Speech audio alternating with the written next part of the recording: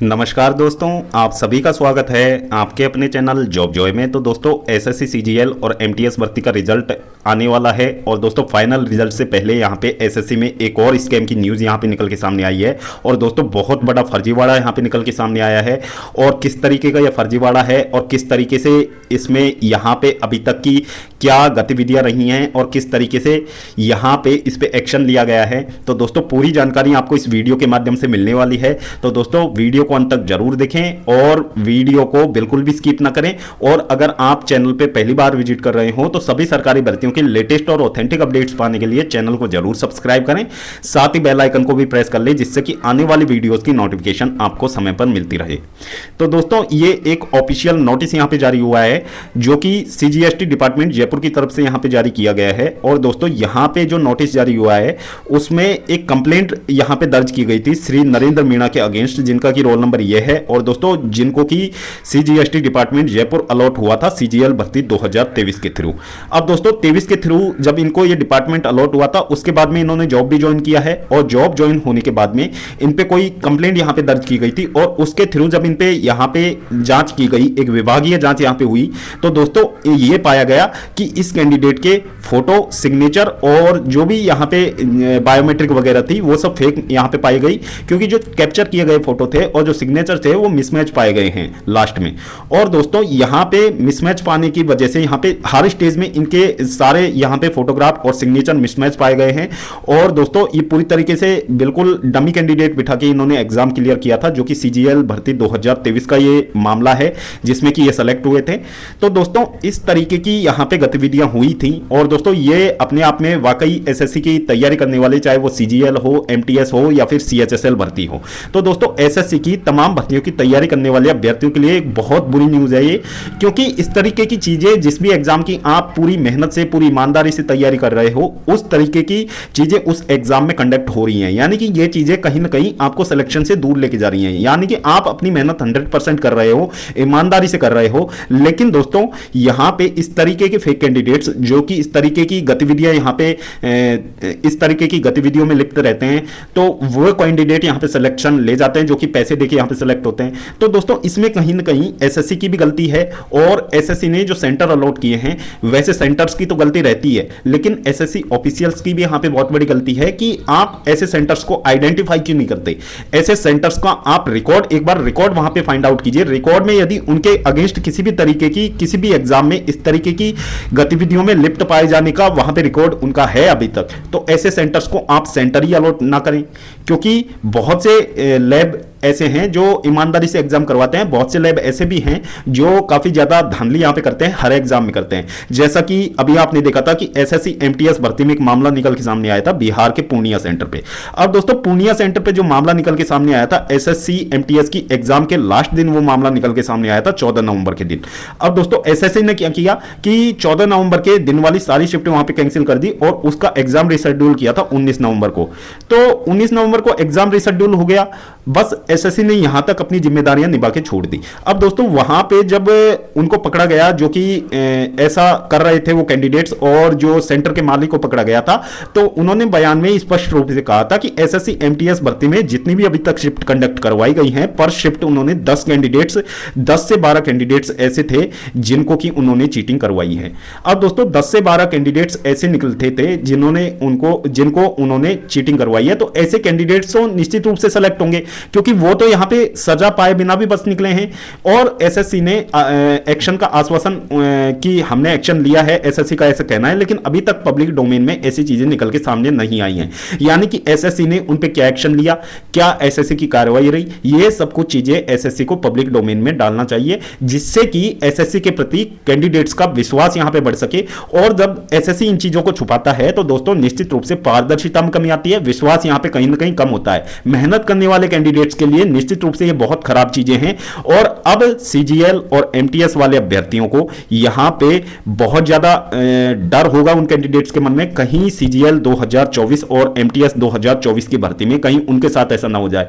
और दोस्तों बिल्कुल हो सकता है और फिर होता क्या है दोस्तों, इन चीजों का फर्क आपकी कट ऑफ पे देखने को पड़ता है, आपकी कट ऑफ बहुत ज्यादा हाई चली जाती है। अब दोस्तों एक्सपेक्टेड कट ऑफ एक ऐसी चीजें होती हैं जो बिल्कुल एग्जैक्ट नहीं होती हैं, फिर भी जो विशेषज्ञ होते हैं, जो सीनियर मोस्ट टीचर्स होते हैं और जो डेटा कलेक्ट करके जो भी कट ऑफ की वीडियोस बनाते हैं, तो वो सिर्फ जो जेन्युइन डेटा प्राप्त होता है उसके आधार पे वो वीडियोस वहां पे तैयार होती हैं। फिर दोस्तों यहां पे रिजल्ट आता है, कट ऑफ बहुत ज्यादा हाई चली जाती है जो एक्सपेक्टेड कट ऑफ थी उससे। तो ऐसे में कैंडिडेट्स फ्रस्ट्रेशन में ऐसे यूट्यूब क्रिएटर्स को या फिर ऐसे विशेषज्ञों को आप लोग गालियां दे देते हो। तो दोस्तों इसमें इनकी गलती नहीं है, गलती यहां पे एसएससी के जो सेंटर्स अलॉट किए हुए हैं उनकी गलती है। एसएससी की भी यहां पे कहीं ना कहीं गलती है, क्योंकि एसएससी ऑफिशियल्स, जैसे कि आपने ये कैंडिडेट देखा, जैसे कि इसको आपने देखा कि यहां पे डॉक्यूमेंट वेरिफिकेशन तक ये कैंडिडेट बिल्कुल नहीं पकड़े गए, जबकि डॉक्यूमेंट वेरिफिकेशन में आपने देखा होगा कि जो कैंडिडेट कॉपी होती है वो वापस वहां पे फिल करवाई जाती है और बहुत सारी वहां पे फॉर्मेलिटीज होती हैं ऐसी कि वहां पे इन चीजों को आइडेंटिफाई करना बहुत ज्यादा मुश्किल नहीं होता है। यानी कि यदि आइडेंटिफाई किया जाना होता तो ये कैंडिडेट वहीं पे आइडेंटिफाई हो जाते और वहीं से ये कैंडिडेट रिजेक्ट हो जाते। तो वो सब चीजें एसएससी वहां भी कर सकता था, लेकिन इसमें कहीं ना कहीं विभागीय मिलीभगत भी यहां पे निकल के सामने आ रही है। यानी कि कुछ एम्प्लॉयज होते हैं ऐसे जो कि ऐसी गतिविधियों में लिप्त होते हैं, कुछ पैसों के लिए वो ऐसे काम करते हैं। तो एसएससी को यह भी करना चाहिए कि सबसे पहले आप अपने विभाग में जो ऐसे एम्प्लॉयज हैं उनको भी आइडेंटिफाई करना चाहिए, यानी कि वो पूर्णतः ईमानदारी से काम कर रहे हैं या नहीं कर रहे हैं, ये सब कुछ देखना एसएससी की जिम्मेदारी है। तो एसएससी इन चीजों पे भी एसएससी को ध्यान देना चाहिए। और रही बात एग्जाम सेंटर्स की, तो एग्जाम सेंटर्स की जो हालत है वर्तमान में, यानी कि आपने टीसीएस को यहां पे टेंडर दिया हुआ है, तो जितने भी एग्जाम सेंटर्स हैं उनकी हालत बहुत ज्यादा खराब है। कुछ ही ऐसे एग्जाम सेंटर्स होंगे जहां पे प्रॉपर एक एग्जाम जैसा इंवायरमेंट वहां पे क्रिएट कर पाते हैं वो लोग, अदरवाइज इतनी बदतर हालत में एग्जाम सेंटर्स होते हैं कि वहां पे एग्जाम तो छोड़ो, आप ये मानिए मजाक चल रहा है ऐसा लगता है। तो ये सब चीजें यहां पे देखने को मिलती हैं जो कि कैंडिडेट्स को काफी ज्यादा डिमोटिवेट करती हैं। तो ऐसी चीजें फ्यूचर में ना हो, तो एसएससी से यही अनुरोध है कि आप जो भी यहां पे अपना प्रोसेस फॉलो कर रहे हो उसको थोड़ा सा आप इफेक्टिवली फॉलो कीजिए, जिससे कि यहां पे ऐसे लोगों को आइडेंटिफाई किया जा सके और ऐसे लोगों को एग्जाम के दौरान ही आप पकड़ने की कोशिश कीजिए, क्योंकि ऐसे लोग जब सेलेक्ट होकर निकल जाते हैं, अब 2023 में ये कैंडिडेट सेलेक्ट होकर निकल गया। अब दोस्तों ऐसे सिर्फ ये एक ही कैंडिडेट की बात नहीं कर रहे हैं, तो ऐसा ये कैंडिडेट है, तो दोस्तों ऑब्वियसली यहां पे ऐसे बहुत सारे ऐसे कैंडिडेट होंगे जो इस तरीके से सेलेक्ट हुए हैं।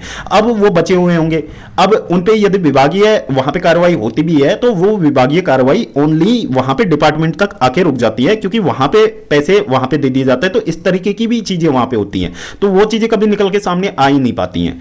तो इन चीजों को आप एग्जाम के टाइम पे ही यदि रोक के चलोगे तो फ्यूचर में ये चीजें आगे जाके इतना पॉसिबल नहीं हो पाता है कि ये चीजें सबके सामने आ सके। तो एसएससी से यही अनुरोध है कि जो भी आप अपनी सिलेक्शन प्रोसेस फॉलो कर रहे हो उसमें थोड़ी सी आप लोग पारदर्शिता लाइए। एक नॉर्मलाइजेशन का आपका जो फॉर्मूला है उसे थोड़ा सा और यहाँ पे जितना कॉम्प्लिकेटेड है उसे थोड़ा सा एक्सप्लेन करने लायक बनाइए, जिससे कि एक्चुअल में पता लग पाए कि किन कैंडिडेट्स के मार्क्स बढ़ रहे हैं, किन के घट रहे हैं और किस बेसिस पे आपने कैंडिडेट्स के मार्क्स इंक्रीज किए हैं। और जो कैंडिडेट के मार्क्स हैं उनको आप इंडिविजुअली जारी ना करके आप पब्लिकली उनको जारी कीजिए, जिससे कि एक्चुअल में पता लग पाए किस सेंटर से एग्जाम दिया था कैंडिडेट ने, कितने उसके नॉर्मलाइजेशन में मार्क्स बढ़े हैं। और दोस्तों सीजीएल और एमटीएस वाले अभ्यर्थियों से यही अनुरोध है कि इस तरीके के फ्रॉड कॉल्स यदि आपके पास आते हैं जो कि पैसे लेके सिलेक्शन करवाने का दावा करते हैं, तो दोस्तों ऐसे फ्रॉड के चक्कर में आप लोग बिल्कुल भी ना रहें। यदि आपके नंबर कम भी हैं तो भी आप अपनी मेहनत पे विश्वास कीजिए, आपकी मेहनत ही है जो कि आपको आगे ले जा सकती है। वाकई मेहनत का कभी कोई शॉर्टकट नहीं होता है। तो इन तरीके की चीजों से अपने आप को दूर रखिए, क्योंकि बाद में भी हो सकता है डिपार्टमेंटल कार्रवाई आपके ऊपर हो तो आप ना तो उधर के रहोगे ना इधर के रहोगे। तो इसीलिए अभी से आप लोग अपना रास्ता साफ करके चलिए। मेहनत को ही सिर्फ अपना आइडियल बनाना है, मेहनत ही आपको आगे ले जा सकती है। बाकी किसी के भरोसे ना रहें, पैसे देके कोई सिलेक्शन नहीं करवा सकता, ये चीजें आप मान के चलिए। उसमें आपके साथ धोखाधड़ी भी हो सकती है, आपके पैसे भी डूब सकते हैं। तो इन चीजों से आप थोड़ा सा यहां पे बच के रहिए। जो भी कैंडिडेट एसएससी सीजीएल में अच्छे मार्क्स उनके बन रहे हैं और एसएससी एमटीएस में जिन भी कैंडिडेट्स के बॉर्डर लाइन पे मार्क्स हैं या फिर सीजीएल में बॉर्डर लाइन पे मार्क्स हैं, तो दोस्तों ऐसे फेक कॉल्स आपके पास आ सकते हैं, इसकी संभावनाएं भी हैं। तो इन चीजों से आपको बचना चाहिए। तो दोस्तों ये कुछ स्कैम की ऑफिशियल न्यूज निकल के सामने आई थी, तो आप लोगों के साथ शेयर करना ये बहुत ज्यादा जरूरी था।